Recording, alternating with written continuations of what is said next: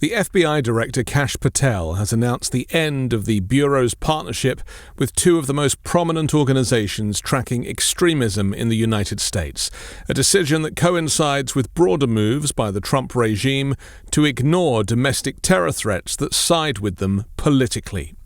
The Southern Poverty Law Center and the Anti-Defamation League, both longtime partners of the FBI in monitoring hate groups and extremism, will no longer work with the Bureau. Patel accused the SPLC of operating as a partisan smear machine, pointing in particular to its hate map that highlights extremist anti-government organizations. He also criticized the ADL, a Jewish civil rights organization that has collaborated with federal law enforcement since 1913, saying the FBI would no longer align with the political fronts masquerading as watchdogs. The shift severs decades of cooperation in which both groups provided training, intelligence, and recognition for FBI agents involved in extremist investigations. The rupture comes just weeks after the assassination of far-right influencer Charlie Kirk, founder of Turning Point USA. The SPLC had highlighted Kirk's organization in its annual Year in Hate and Extremism report, describing it as a case study in the hard right. That description prompted harsh criticism from far-right figures like Elon Musk, who accused the SPLC of targeting conservatives. Our lineage and our legacy hails back to Athens, to Rome, to Philadelphia, to Monticello. Our ancestors built the cities. They produced the art and architecture. They built the industry, who pulled us out of the caves and the darkness into the light. The light will defeat the dark. We will prevail over the forces of wickedness and evil. They cannot imagine what they have awakened. They cannot conceive of the army that they have arisen in all of us. The SPLC, founded in 1971, declined to respond directly to Patel, but reaffirmed its mission of exposing extremism and defending marginalized communities. The FBI's break with these civil rights groups has coincided with a controversial move by the Department of Justice, the removal of a National Institute of Justice study from its website. The report had concluded that white supremacist and far-right violence continues to outpace all other forms of domestic terrorism in the United States. Its disappearance from public view, documented in archived versions of the DOJ site, came immediately after Kirk's killing. The timing fueled criticism that the regime is sidelining research that contradicts its false narrative that political violence is driven primarily by the left. White nationalist Donald Trump has leaned heavily on that framing since returning to office. Following Kirk's death, he immediately blamed the political left. This rhetoric aligns with a broader set of actions Trump has taken since his inauguration, moves that civil rights advocates say disproportionately harm marginalized groups while advancing policies rooted in white supremacist ideologies. Soon after being sworn in, Trump issued a series of executive orders billed as promoting fairness and security.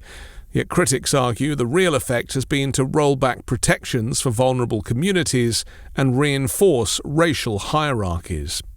Did you know that your personal data is actively being sold online by data brokers right now?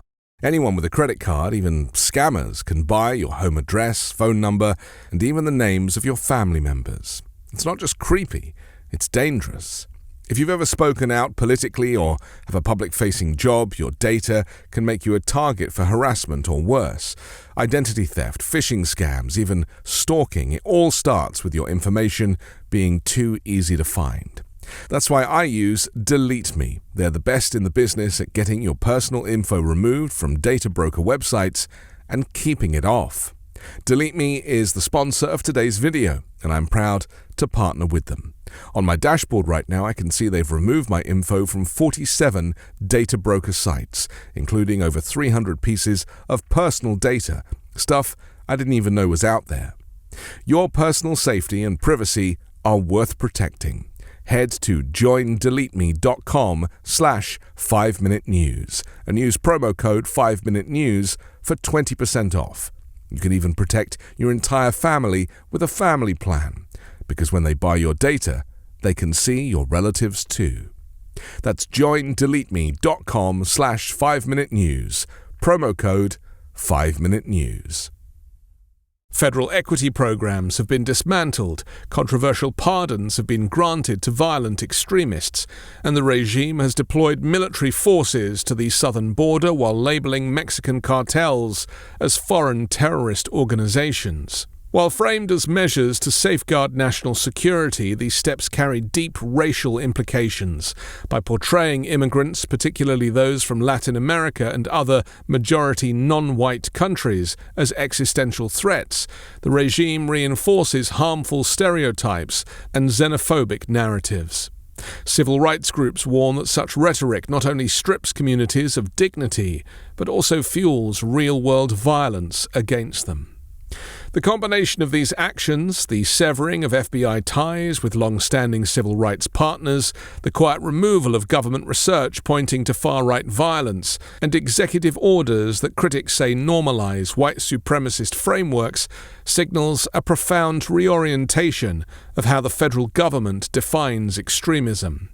For supporters, the changes represent a course correction against perceived political bias in law enforcement.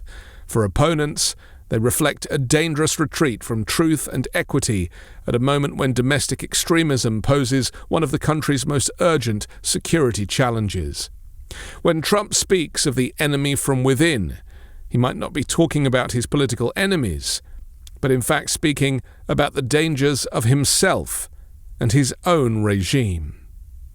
I'm Anthony Davis. You can find me on the 5 Minute News YouTube channel and podcast, on Wednesdays co-hosting Uncovered, and on Sunday on The Weekend Show with Midas Touch.